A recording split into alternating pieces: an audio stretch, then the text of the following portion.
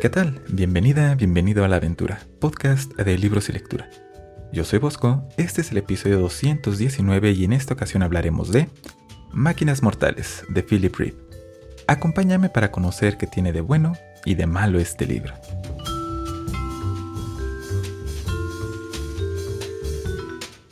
Máquinas Mortales, del autor inglés Philip Reeve, es una novela ambientada en un mundo postapocalíptico, publicada originalmente en el 2001. Esta novela está dirigida al público adulto joven, young adult, y aunque tiene un par de elementos que son un poco clichés del género, como el mundo posapocalíptico y tener facciones altamente especializadas que lo habitan, este libro le da su propio giro, tiene una personalidad única. Quizás es comprensible estas características porque el autor originalmente había escrito Máquinas Mortales pensando en un público adulto, y, por recomendación de sus editores, hizo ajustes para que fuera más apropiado a un público más joven y así pudiera publicarse. Lo cual funcionó bien. Máquinas Mortales es también el primer libro de la serie llamada El Cuarteto de Máquinas Mortales, que está formada naturalmente por 4 libros, el último publicado en el 2006. Y después, de 2009 a 2011, Philip Reeve escribió la serie de libros Fever Crumb, en el mismo universo de Máquinas Mortales, pero algunos siglos en el pasado. Es decir, esta serie de libros ha sido bastante exitosa y ha recibido varios premios, además de que tiene una adaptación al cine que fue estrenada en el 2018. Esta adaptación, dirigida por Peter Jackson, mejor conocido por la trilogía del Señor de los Anillos, estaba siendo planeada desde el 2009. Esta película hizo algunos cambios sustanciales a la historia y a varios personajes de Máquinas Mortales que no fueron bien recibidos por los fans de los libros. En general, no fue una película exitosa y no hay planes para secuelas o para más adaptaciones, por ejemplo una adaptación a serie de televisión, lo cual me parece que es una pena. Y también parece que pocos libros para jóvenes adultos logran el mismo éxito en el cine que en el mundo literario. Pero dejémonos de preámbulos y mejor hablemos sobre de qué trata este libro. Nuestra historia inicia en la ciudad de Londres, aunque es una versión de ella muy diferente a la que conocemos actualmente. El mundo fue completamente devastado hace un largo tiempo por la Guerra de los 60 Minutos, un evento catastrófico en el que participaron las naciones del pasado y en las que se destruyeron mutuamente. Y de paso, causaron un daño gigantesco al planeta. Los sobrevivientes de la guerra han construido a la sociedad de una manera nueva, pero han tenido que hacer muchas adaptaciones para sobrevivir. Los recursos naturales son escasos, y la geografía del planeta es hostil. Así que ahora los seres humanos viven en sus ciudades, pero las han equipado con motores y ruedas inmensas que les permiten moverse de un lugar a otro. Porque si se quedan en el mismo lugar, corren el riesgo de que el planeta los traicione y la ciudad sea destruida. Londres es una de las ciudades móviles más grandes del mundo, y aún así, la mayoría de sus habitantes tiene que vivir racionando todos los recursos posibles, para así mantener la estabilidad de la población. Bueno, con la excepción de las clases altas, que literalmente viven en las partes más altas de la ciudad, lejos del ruido y la contaminación que producen los motores que mueven a Londres y también lejos de las personas que trabajan para que la ciudad siga funcionando. Además, gran parte de la tecnología de las antiguas naciones se ha perdido, lo cual algunas personas creen que está bien, porque no desean repetir la historia de destrucción que tuvieron en el pasado estas naciones, pero también hay otras personas que consideran que es justo conocer el pasado lo que ayudará a evitar que se repita. Y también hay otras personas que les interesa esta tecnología por otras razones. Estas personas que les interesa conservar la historia son, precisamente, los historiadores. Es uno de los gremios que existen en la ciudad de Londres y al que pertenece Tom Nadsworthy, nuestro protagonista. Bueno, es apenas un aprendiz de tercera clase de historiador, pero es un hecho que va a pertenecer a este gremio porque ya le tatuaron la frente y toda la cosa. Y en esta sociedad de Londres que está sumamente estratificada, realmente hay muy pocas oportunidades de movilidad social. Y también está en tercera clase porque no tiene dinero para pagar que lo asciendan más rápidamente. Esto porque Tom no ha tenido una vida afortunada. A sus 15 años, ya ha pasado por la muerte de sus padres, que ocurrió durante un accidente que sucedió en la ciudad de Londres hace un tiempo y que le costó la vida a muchas personas. Progresa también lentamente en sus estudios como historiador y, para completar las desgracias, sus compañeros de gremio tienden a molestarlo todo el tiempo, al menos los de su edad. Los adultos están muy concentrados en sus estudios y simplemente son muy severos o muy distraídos. Algo que ha resultado de que las ciudades se puedan mover es el surgimiento de la doctrina del darwinismo municipal. Esta es una idea en la que se cree que solo las ciudades más fuertes pueden sobrevivir. Y esto no es algo que ocurra de manera natural, por así decirlo, no, para nada. Las ciudades de todos tamaños tienen maquinaria para moverse, pero también maquinaria para capturar y desmantelar ciudades más pequeñas, para quedarse así con sus recursos y con sus habitantes. Normalmente, Londres pocas veces busca ciudades más pequeñas o pueblos más pequeños para capturar, pero recientemente ha empezado a hacerlo con mayor frecuencia. Es justo durante la cacería para atrapar a un pequeño poblado que nos encontramos a Tom, que se ha escapado de sus obligaciones para no perderse ni un solo detalle de la persecución. Es algo bastante emocionante. El pueblo que es capturado por Londres no tiene manera de luchar directamente contra esta ciudad, y tampoco la velocidad para escapar, aunque lo intenta. De este modo, este pueblo es capturado y la población de Londres celebra la victoria. Como ya dijimos, son más recursos y también son personas que van a poder poner a trabajar. Tom, muy interesado en todo el proceso de absorción de un nuevo pueblo, se cuela a la parte más profunda de la ciudad, donde ocurre el desmantelado del pueblo recién capturado. Allí, para su sorpresa, se encuentra con Thaddeus Valentine, el líder del gremio de historiadores, que está acompañado de su hija Catherine, que es más o menos de la misma edad que Tom y es nueva en la ciudad. Esto le sorprende mucho a Tom. Obviamente sabe quién es Valentine, es un historiador como él. Y, por si eso fuera poco, realmente todo el mundo conoce a Valentine. Este personaje ha regresado a Londres después de una expedición en las que frecuentemente participa usando su máquina voladora y lo que le ha ganado la fama de ser un historiador aventurero y por lo tanto es muy querido en Londres. Mientras Tom conversa con Valentine y se queda impactado de la belleza de Catherine, los trabajadores que están desmantelando al pueblo capturado, ayudados de la policía de Londres, han reunido a un grupo de habitantes de este y se los están mostrando a Valentine, discutiendo a qué trabajos podrían asignarlos.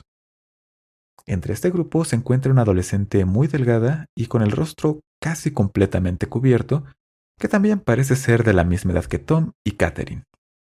Para la sorpresa de todos, cuando esta joven se da cuenta de que se encuentra en presencia de Thaddeus Valentine, se mueve rápidamente, evadiendo sin problema a los trabajadores y policías e intenta asesinar a Valentine con un cuchillo. Tom se da cuenta de las intenciones de la joven y la detiene apenas a tiempo para evitar que Valentine salga herido.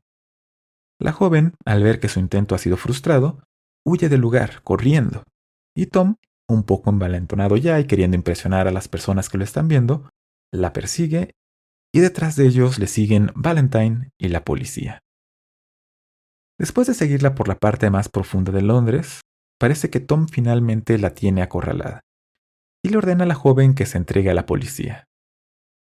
Es entonces cuando Tom se da cuenta que el rostro de la joven ha quedado al descubierto y puede ver por qué lo oculta.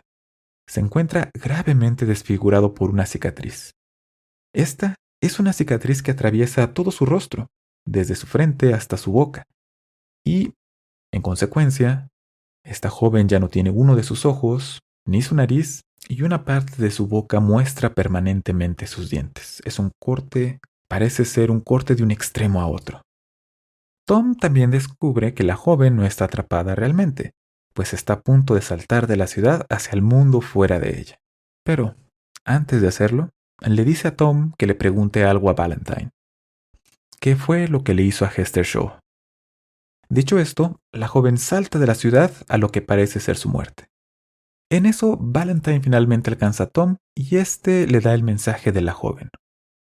Valentine lo piensa un poco y le pregunta a Tom si la joven tenía una cicatriz y este le contesta que sí.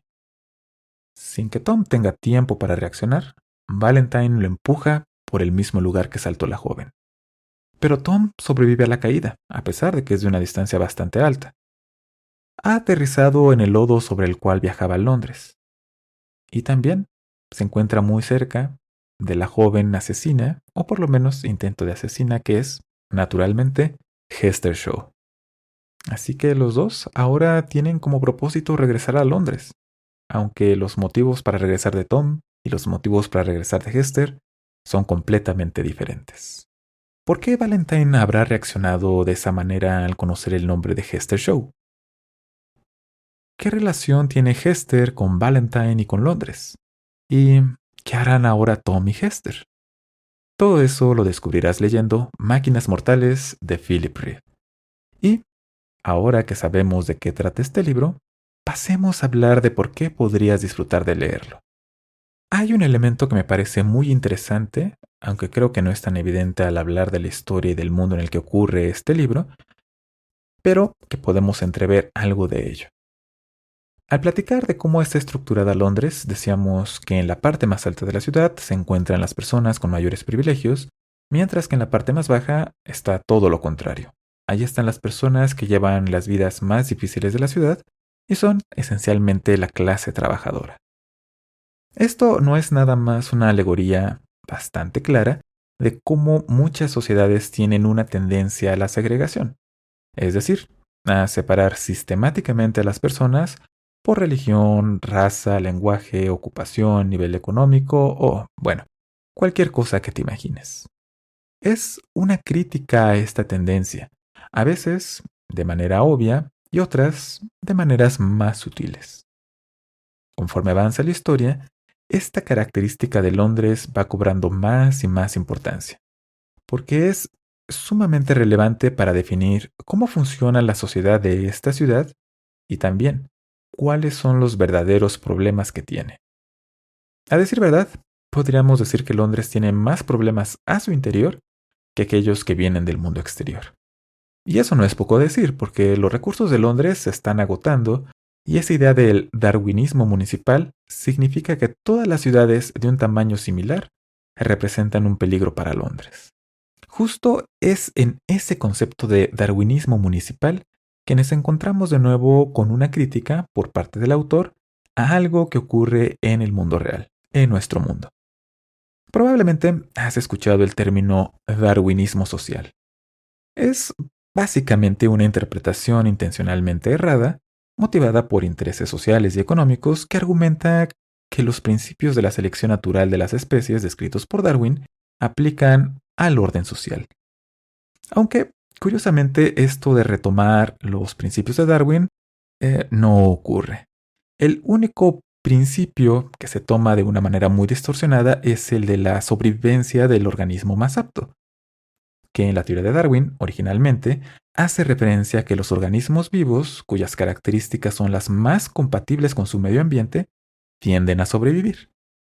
La distorsión de este principio está en que se ha interpretado como la sobrevivencia del más fuerte, que es justo lo que motiva en Máquinas Mortales a Londres a buscar mayores recursos y mayor población para así poder subsistir en el mundo posapocalíptico del libro. Decimos que es una distorsión del principio porque ser el organismo más apto para un medio ambiente no siempre tiene que ver con la fuerza. A veces tiene que ver con inteligencia o a veces simplemente tiene que ver con una característica que hace que un organismo, sea una planta, un hongo o un animal, pueda vivir en un clima muy particular, a una altitud muy específica, o quizás con una combinación de todos estos elementos que poco tiene que ver con que sea muy fuerte y haya destruido a sus competidores. Simplemente se ha adaptado al lugar en el que vive. Y digo también que es una crítica porque más adelante nos encontramos con una sociedad diferente a la de Londres, que tiene mucho mayor éxito para subsistir en este mundo, pero que sustenta su orden social en la cooperación, en lugar de en la destrucción mutua. Porque, claro, otra cosa que se critica en este libro es la guerra, y eso me parece que es mucho más obvio. Por supuesto, puedes estar en desacuerdo con las posturas del autor, pero aún así pienso que presentar estas ideas e integrarlas a la historia es un punto positivo de este libro. Te lleva a la reflexión y a cuestionarte cosas sobre lo que crees, y eso siempre es valioso. Por último, Hester Shaw. Si ya has escuchado otros episodios de este podcast, esto no te va a sorprender en lo absoluto. Me encantan los personajes femeninos fuertes y Hester, la joven que tiene como meta asesinar a Valentine, me ha fascinado. Conforme avanza la historia, conocemos más sobre la vida de Hester, particularmente cuál es la relación que tiene con Valentine, y así logramos entender qué la motiva y por qué se comporta como lo hace. Es una persona solitaria, por propia decisión, con una determinación inquebrantable y una capacidad enorme para adaptarse a lo que sea. Pero, a diferencia de muchas protagonistas de novelas para adultos jóvenes, que oscilan entre tener un atractivo particular, ser las elegidas, a tener apariencias físicas nada destacables para facilitar que las lectoras y los lectores nos identifiquemos con ellas, Hester tiene rasgos inconfundibles. Primero los físicos, con esta cicatriz que cubre todo su rostro, que además no parece molestarle gran cosa, ni es algo que le impida dedicarse a las metas que ella misma se ha fijado. Igual, su carácter es muy distintivo y aunque tiene un lado vulnerable que no muestra a todo mundo, en ningún momento se convierte en una heroína convencional, lo cual también puede hacer que parezca una persona bastante difícil de tratar. No me extraña que Hester haya sido modificada para adaptarla al cine, y que esto no haya sido bien recibido por las y los fans de esta serie de libros. Me parece que es una característica esencial de Máquinas Mortales. Pero nada en la vida es perfecto, así que hablemos de qué podría no gustarte de este libro. Aunque el mundo de Máquinas Mortales está bien desarrollado y tiene rasgos que lo hacen único, a mí me dejó con la sensación de que las lectoras y los lectores no tenemos tiempo suficiente para de verdad adentrarnos en él. Y eso que no es un libro tan corto. Hay varias cosas que no son presentadas al leer la historia, que solo son tocadas superficialmente, y aunque en la lógica interna de la historia son bastante relevantes, no se adentra en ellas. Claro, hay otros 3 libros en los que seguramente conoceremos mucho más del mundo de Máquinas Mortales, pero si lees solo este libro, se puede sentir un poco incompleto. También influye que en la historia ocurren muchas cosas en las que están involucrados varios grupos con diferentes motivaciones y antecedentes, y esto hace que leer este libro sea más dinámico y nunca tengas tiempo para aburrirte. Siempre está pasando algo, siempre hay personajes nuevos, pero también contribuye a que te deje con ganas de más, como que no se ha explorado todo lo que sería posible de estos personajes, de estas circunstancias, de estos lugares. No digo que un libro deba darte todas las respuestas a todas las preguntas que plantea, pero sí es algo que debes tener en cuenta, pues puede ser algo que no te agrade. Y por último, algo completamente personal.